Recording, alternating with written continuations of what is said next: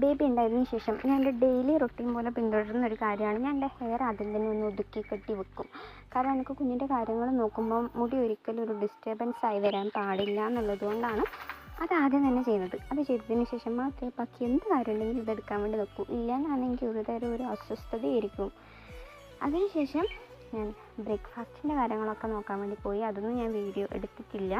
പിന്നെ ഞാനൊന്ന് അകവും വീടൊക്കെ ഒന്ന് അടിച്ചു തുടച്ചതൊക്കെ ചെയ്തു. അതിന് ശേഷം നമ്മൾ കുട്ടീനെയും കൊണ്ടൊന്ന് ജസ്റ്റ് ഒരു വാക്ക് പോലെ ഇറങ്ങും പുറത്തേക്ക്.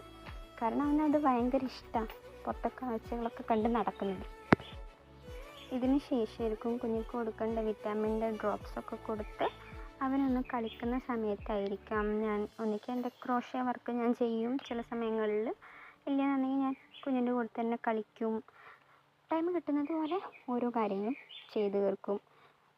കുഞ്ഞിൻ്റെ ഡ്രസ്സ് അലക്കിയിടാനൊക്കെ ഉണ്ടെന്നാണെങ്കിൽ അതൊക്കെ ആദ്യം തന്നെ ചെയ്ത് തീർക്കും.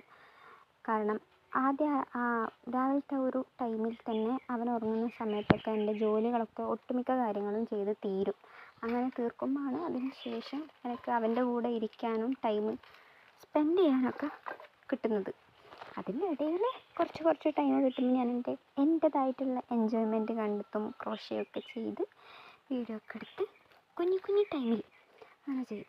ഞാൻ ചെറിയൊരു കുളിയൊക്കെ പാസ്സാക്കി വന്ന് അങ്ങനെ വൈകുന്നേരമൊക്കെ ആകുമ്പോൾ വിളക്കൊക്കെ കത്തിച്ച് കഴിഞ്ഞാൽ പിന്നെ ഞാനും കുഞ്ഞും മാത്രമായി.